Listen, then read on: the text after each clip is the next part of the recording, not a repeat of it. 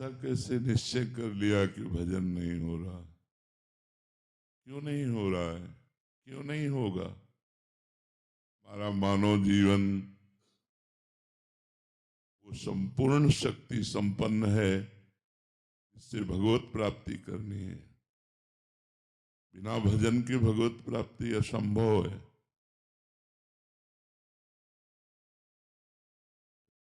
ऐसा कैसे निश्चय कर लिया कि भजन नहीं हो रहा? क्यों नहीं हो रहा है?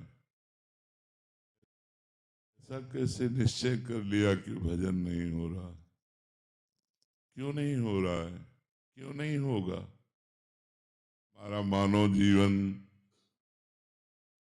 वो संपूर्ण शक्ति संपन्न है, इससे भगवत प्राप्ति करनी है। बिना भजन के भगवत प्राप्ति असंभव है। भजन हमारा जीवन। आज हम सुबह साधकों से यही कह रहे थे, लोग जीते कैसे हैं बिना भजन के? विषय सेवन, विषय चिंतन, प्रपंच चिंतन, ये सब बन सकता है, भजन नहीं बन सकता। कैसी बात करते हो? प्रयासरत क्यों नहीं हो? इतना क्यों इंद्रिय और मन को प्रोत्साहन दे दिया विषयों के लिए कि वो भजन के लिए ना बोल दिया? भजन ना बने तो भगवत प्राप्ति कर किस उद्देश्य का पालन करने के लिए मानव जीवन प्राप्त किए? क्या उद्देश्य है? क्या रुपया, समाज प्रियता, मान प्रतिष्ठा, ये सब यहीं धरी रह जाएगी। इंद्रियों का दुलार, मन का दुलार, ये नरक की प्राप्ति कराएगा। हम भगवान के निज अंश हैं। भगवान के भक्तों के संग से अपने मन को जबरदस्ती बलात् भजन में लगाएंगे। हम अविनाशी भगवान के अंश हैं, हम क्या नहीं कर सकते? ये कैसे कह दिया कि हम भजन नहीं कर सकते? नहीं, बिल्कुल गलत। निरुत्साहित होकर ऐसे वचन ना बोलने चाहिए और ना ऐसे वचनों को सुनना चाहिए। भजन नहीं कर सकते और सब कर सकते हैं। हमारी वाणी है, बोल सकते हैं, तो राम क्यों नहीं बोले? राधा क्यों ना बोले? कृष्ण क्यों ना बोले? मृदु क्यों ना बोले? हितकर क्यों ना बोले? हाथ है तो हम परोपकार क्यों ना करें?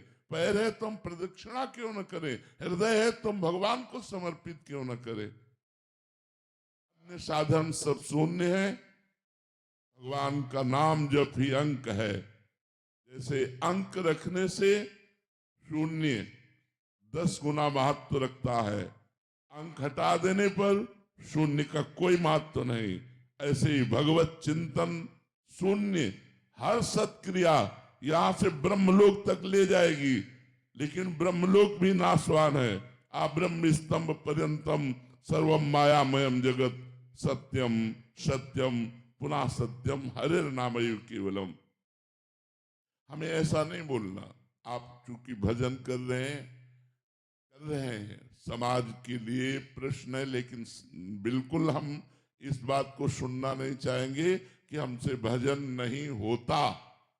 भजन होता सिद्धों से है। साधक को जबरदस्ती भजन करना पड़ता है। हम अभ्यास योग युक्तेनो चेतसा नान्यगामिना, हम ऐसा अभ्यास इस जन्म में करेंगे, हमारा चित्त भगवान को छोड़कर और कोई चिंतन ही न करे। अभ्यास के द्वारा सब कुछ किया जा सकता है। हम निराश, हताश, उदास ऐसे व्यक्ति नहीं, ऐसे व्यक्तित्व नहीं होना चाहिए। किसी भी स्थिति में, किसी भी कार्य प्रणाली में, किसी भी क्षेत्र में निराशा हमारे अंदर नहीं होनी चाहिए। हमारे अंदर उत्साह होना चाहिए। हम रौंद के फेंक देंगे हर बाधाओं को। हम भगवान के बच्चा हैं, हम अविनाशी परमात्मा के अंश हैं। ऐसा नहीं है कि हम इंद्रियों की विलासिता और मन की भोग विलासिता में ऐसा बोल पड़े कि हमसे भजन होता ही नहीं। नहीं, भजन के बिना नहीं। भगवान की प्राप्ति के लिए सुलभ मार्ग भजन है। भगवान का जितना चिंतन किया जाएगा उतना ही हम माया से हटकर भगवान के समीप होते जाएंगे। अनन्य चेता सततम यो माम स्मृति नित्य सा तस्याहम सुलभा पार्थ।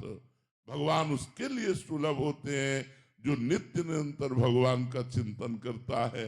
अपने चित्त को भगवान के चरणों में लगाने में परेशानी क्या है?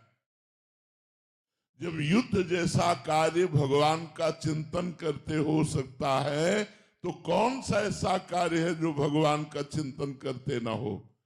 मुख में भगवान का नाम स्मरण कर रहे मधुर मधुर, और शरीर से हम चेष्टाएं कर रहे हैं, कर्म कर रहे हैं, और वो कर्म भगवान को अर्पित कर रहे हैं। हम नित्य प्रतिक्षण भगवान के नजदीक पहुंच रहे हैं। भगवान का विस्मरण करके केवल धन संपत्ति और भोगों की चाह में भटकना, ये तो दिव्य मनुष्य जीवन को व्यर्थ नष्ट कर देना है। इसलिए सबसे प्रार्थना है, ये शब्द तो आ रहा ही नहीं चाहिए कि भजन के बिना हमारा जीवन किसी कार्य का नहीं है, हम भजन नहीं कर सकते। ये शब्द नहीं आना चाहिए कि भजन नहीं कर सकते। भजन के बिना जीवन किसी कार्य का नहीं। जब आप सुअर कुत्ता बनोगे तब भजन करोगे, जब आप पशु पक्षी बनोगे तब भजन करोगे। अरे दुर्लभो मानुषो देहो, इतना दुर्लभ मनुष्य शरीर मिला, यदि इस मनुष्य शरीर में अपने प्रभु से प्रेम न कर पाए, प्रभु को रिझा न पाए, तो और क्या है? प्रभु के प्रेम की प्राप्ति, प्रेम मूल यह नाम है। भगवान का नाम ही प्रेम मूल है। ब्रह्म राम ते नाम बड़ वरदायक वरदान। भगवान से भी बढ़कर भगवान का नाम है। यदि हम राम राम कृष्ण कृष्ण हरि हरि राधा राधा प्रतिपल रट रहे हैं, तो भगवान हमारे हृदय में प्रकाशित होंगे। भगवान हमारे नेत्रों में जरूर वो सामर्थ्य देंगे कि इस माया का पर्दा हटाकर हम कण कण में क्षण क्षण में भगवान का अवलोकन करें। भगवान विराजमान है। इसलिए ये निरुत्साहित करने वाली बात तो किसी की जबान में नहीं आनी चाहिए। हम प्रयास करेंगे, हो सकता है हमारा प्रयास असफल प्रयास रहे, लेकिन हम फिर प्रयास करेंगे। तो 1 2 3 बार 4 बार हम किसी बार तो सफल प्रयास करने वाले बन ही जाएंगे। हमें निराशा बिल्कुल पसंद नहीं।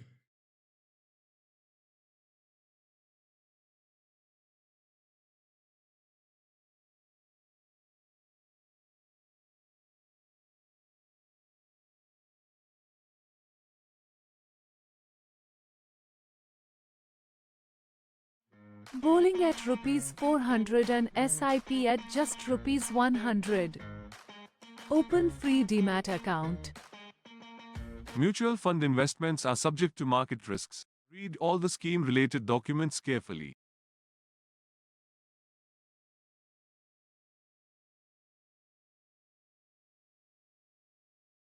हताश होना, उदास होना, निराश होना ये हमारे जीवन में नहीं, और ये हम मनुष्य जीवन में बर्दाश्त नहीं करना चाहते। आप लोग वहीं परास्त हो रहे हो जहां भगवान का आश्रय नहीं क्या है? आप विचार करके देखिए, जिसकी दोनों किडनी फेल हो, डायलिसिस हो रहा हो, शरीर भीषण कष्ट से युक्त हो, हम दहाड़ रहे हैं, अभी मृत्यु हो जाए उसकी क्या परवाह? हम भगवान के जन हैं, भगवान के अंश हम, कोई शरीर थोड़ी है। शरीर अगर कष्ट में है तो वो अपनी तरफ बना रहे, हम अपनी तरफ है। हमारा जन्म केवल इस बात को लेके बैठ जाए कि हमारी किडनी खराब, हमारा कष्ट है, अब हम कुछ कर नहीं सकते। नहीं, हम हर वो कार्य कर सकते हैं जो स्वस्थ आदमी कर सकता है। हमारे में जोश होना चाहिए, हमारा में संकल्प शक्ति होनी चाहिए। वो तभी होगी जब अध्यात्म से जुड़ोगे। भजन करो, भगवान का नाम स्मरण करो, और उत्साहित रहो, और वीर पुरुष बनो, कायर पुरुष नहीं। ये मैं नहीं कर सकता, ये हमारी डायरी में नहीं है। धर्म की बात अलग है। धर्म और सही मार्ग में चलने के लिए ये मैं नहीं कर सकता, ये डायरी में नहीं। हमें जो सतमार्ग में करना है वो हम करेंगे। भजन बड़ा है या माया का प्रकोप बड़ा है? भगवान की कृपा बड़ी है या माया का प्रकोप? ऐसा नहीं। हम सबसे प्रार्थना करते हैं, आप लोग कायर बनोगे तो ना इस लोक के रह जाओगे ना परलोक के रह जाओगे, और वीर बनोगे तो जो चाहोगे वो प्राप्त कर लोगे। तुम भगवान के संतान हो, महाबली अनंत वैभवशाली हनुमान जी महाराज जिनके चरणों को दुलार करते हैं, उन भगवान के बच्चे हो, उन भगवान के अंश हो। तुम में अपार सामर्थ्य, तुम अपनी शक्ति को जागृत करो और जागृत करके भगवत प्राप्ति करो। जब हम भगवान को अधीन कर सकते हैं भगवान का नाम जप करके, तो और क्या नहीं कर सकते। इसलिए खूब नाम जप करो। जबान हिलाने में क्या जाता है, राधा राधा राधा राधा राधा राधा, इसी से भगवत प्राप्ति हो जाएगी। जो कर्म करो भगवान को समर्पित करो, खूब नाम जप करो। देखो भोग विलास तो लंका में भी बहुत था, लेकिन विभीषण जी ने भक्ति की कि नहीं की? वही बात बार बार आपको दोहरा रहे हैं। हमारा जिद्दी स्वभाव होना चाहिए। हम जिस कार्य को करना है उसे करके रहेंगे, चाहे लाख बाधाएं आए, मुझे परास्त कोई नहीं कर सकता। अगर हमारा स्वभाव इस कोटि का रहेगा तो हमें कोई परास्त नहीं कर सकता। लंका निश्चर निकर निवासा, यहाँ कहाँ सज्जन कर वासा। जहाँ एक भी सज्जन पुरुष नहीं, घोर राक्षसी प्रवृत्ति का तांडव हो रहा है, वहां विभीषण जी ने वो भक्ति की कि भगवान कह रहे तुम सारी के संत प्रिय मोरे, धरो देह नहीं आन निहोरे। तुम्हारे जैसे संतों के लिए मैं अवतार धारण करता हूं। जब लंका जैसे क्षेत्र में भक्ति का विस्तार विभीषण जी ने अपने हृदय में कर लिया, तो हम चाहे अमेरिका में हो, चाहे हॉलैंड में हो, चाहे इंग्लैंड में, कहीं भी हो, जब हम नहीं बदलने वाले तो हमें कोई नहीं बदल सकता। हम मांस नहीं खाना चाहते, कोई नहीं खवा सकता। हम मदिरा नहीं पीना चाहते, कोई नहीं पिला सकता। हम व्यभिचार नहीं करना चाहते, कोई नहीं करा। और अगर हम करना चाहते हैं तो भारत में क्या वृंदावन में करोगे? क्या नहीं है यहाँ? अगर भगवान है तो सब कुछ है। यहाँ भगवान भी है तो सब कुछ है। अगर हम भजन ना करना चाहें तो वृंदावन में भी भजन नहीं होगा, और भजन करना चाहे तो अमेरिका में, इंग्लैंड में, हॉलैंड में, जहां भी हो तुम, सब जगह भजन कर सकते हो, क्योंकि आपको भजन करना है। हम एक ही मेज में बैठे हैं, दूसरा कुछ खा रहा है, हमें जो पसंद है वो हम पा रहे हैं। राधा राधा राधा, उसका प्रभाव हमारे ऊपर थोड़ी पड़ जाएगा। एक ही ऑफिस में काम कर रहे हैं, दूसरा अपनी चाल चल रहा है, हम अपनी चाल चल रहे हैं, क्या फर्क पड़ता है? इसलिए ये बात रख कर कि हम विदेश में विषय बाहुल्यता होने के कारण भजन में हम रति नहीं कर पा रहे, ऐसी बात गलत है। बहुत से ऐसे भक्त हैं जो हम आपको बता सकते हैं, हमारे ही परिचय के हैं। तो ऐसे गृहस्थ हैं 30-35 वर्ष की अवस्था है, रुपया पैसा सब वैभव, और उन्होंने वृंदावन में संकल्प किया आजीवन ब्रह्मचर्य से रहूंगा, कभी कोई व्यसन नहीं करूंगा, कभी कोई गंदा भोजन नहीं करूंगा, और नियमित अष्टयाम सेवा अमेरिका में रह के कर रहे हैं।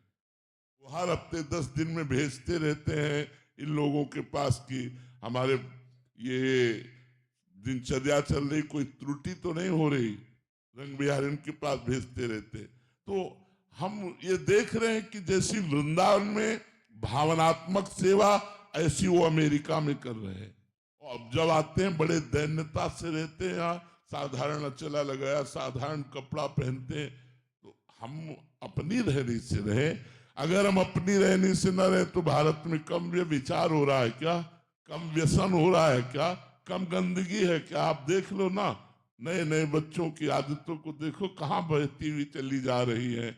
तो हमें चाहिए कि किसी भी देश या किसी स्थान प्रधानता से हमारी भक्ति नहीं, हमारे उद्देश्य से हमारी भक्ति बढ़े। हम जहां भी हों अपनी भक्ति को अपने हृदय में बसाएं। हम वहां के व्यवहार को, वहां के आचरणों को अपने हृदय में ना आने दें, तो हम कहीं भी रहे, हम भगवान के बन करके खूब अच्छी तरह भगवान की भक्ति कर सकते हैं। और अगर हम भक्ति ना करें तो वृंदावन में रहकर भी भक्ति नहीं कर सकते। हम ये आपसे कह रहा हूं, वृंदावन भगवान का धाम है, यहां भी रह करके वो सब कुछ हो सकता है जो बाहर हो रहा है। अगर भक्ति करना चाहो तो बाहर में भी कर सकते हो, वो सब कुछ कर सकते हो जो वृंदावन में भक्त जन कर रहे हैं, वही आप कर सकते हो। युगल सरकार विराजमान करके उनको मंगला, उनको राजभोग, उनकी आरती, उनकी चरण सेवा, उनके पद सुनाना, नाम जप करना, भगवान के भक्तों के चरित्र पढ़ना, क्या नहीं कर सकते हो। तो इसलिए हमें ये भी बात पसंद नहीं कि हम किसी देश का हवाला दे करके अपने जीवन को व्यर्थ जाने दें। नहीं, हमारा उद्देश्य मजबूत है तो हम चाहे जिस देश में रहे, चाहे जिस प्रांत में रहे, चाहे जिस जगह में रहे, हमारी भक्ति में कोई असर आने वाला नहीं। अगर हमारा उद्देश्य सही नहीं है तो भक्ति क्षेत्र जहां भक्ति नृत्य कर रही, वृंदावन में भी भक्ति नहीं कर सकते। उद्देश्य ठीक होना चाहिए हमारा। हमारे ऊपर भगवान की कृपा हुई है तब हम भक्ति मार्ग में कदम रखा है। अतिशय कृपा राम की हुई, पाव देह या मार्ग सोई। तो फिर अहंकार क्यों आप थोड़ी कर रहे हैं। भगवान ने आपके ऊपर कृपा करके आपको भक्ति का मार्ग दिया, भक्ति करने की शक्ति दी। भगवान का नाम कृपा करके आपकी जिह्वा पर चल रहा है, तो अहंकार क्यों। विवेक के कारण अहंकार बढ़ता नहीं, तो विवेक धारण करो तो अहंकार किस बात का। हम क्या कर सकते हैं। हमें जो पावर है वो भगवान का दिया हुआ है, तो हम व्यर्थ में अहंकार क्यों करें। हमें जो सत्मार्ग मिला है भगवान का दिया हुआ है। हम जो भक्ति कर रहे हैं भगवान के द्वारा दी हुई कर रहे हैं। हमारे ऊपर भगवान की असीम कृपा, ये सोचना चाहिए। अहंकार करने की जरूरत क्या है। अहंकार से तो पतन हो जाएगा। अहंकार भगवान को पसंद नहीं। अहंकार अज्ञान के कारण हो रहा है, उसको हटाइए। भगवान की कृपा है, आपके द्वारा जो भक्ति हो रही है। हाँ बिल्कुल, अगर अहंकार रखेंगे तो जो हो रही है वो भी छूटती चली जाएगी और काम क्रोध आदि आपके ऊपर हावी हो जाएंगे और गिर पड़ोगे। जिसने जिसने अहंकार किया उसे मुंह की खानी पड़ी। अहंकार का त्याग करो, अहंकार ठीक नहीं है। जीवन का उद्देश्य भगवत प्राप्ति। भगवत प्राप्ति का जब लक्ष्य बना लोगे तो अपने आप चलने लगोगे। लक्ष्य में बड़ी भारी ताकत होती है। जो हमारा लक्ष्य बन जाता है कि हमको ऐसे चलना है, हमको अमुक जगह पहुंचना है, तो हम में पावर आ जाता है। लक्ष्य में पावर है। प्रिया प्रीतम की प्राप्ति करनी है, भगवत प्राप्ति करनी है, तो यही तुम्हें धर्म से चलना सिखा देगा। जब हमारा लक्ष्य भोग होते हैं और हम भक्ति करते हैं तो नाटक बन जाती है, और जब हम भोगों में होते हैं और लक्ष्य भक्ति होती है तो हमारी वही भक्ति प्रकाशित हो जाती है। हमारी बात को समझना। चक्रवर्ती सम्राट महाराज अम्बरीश समस्त भोगों के बीच में रहते हुए भगवान की अनन्य भक्ति के द्वारा ऐसे रिझा लिया कि सुदर्शन चक्र उनकी सुरक्षा में रहता था। रक्षक के रूप में सुदर्शन भगवान स्वयं रहते थे। जब चक्रवर्ती सम्राट से ऐसी भक्ति हो सकती है तो आप दो चार परिवार वाले अपने घर में रहकर क्यों भक्ति नहीं कर सकते। भगवान की भक्ति बहुत कृपामयी है। सुख, शांति, आनंद, परमानंद, इसी जन्म में भगवत प्राप्ति, ये सब भक्ति के द्वारा हो जाएगा। बस हमको चाहिए कि हम लगे रहें भगवान के चरणों में, नाम जप करते रहें, सदग्रंथों का पाठ करते रहें, संत जनों की वाणी सुनते रहें, अवसर मिले तो परोपकार कर दें। इसी से हमारे धर्म का पालन होगा और लक्ष्य दृढ़ हो जाने पर हमें भगवत प्राप्ति निश्चित होगी। हमारा लक्ष्य हो जाए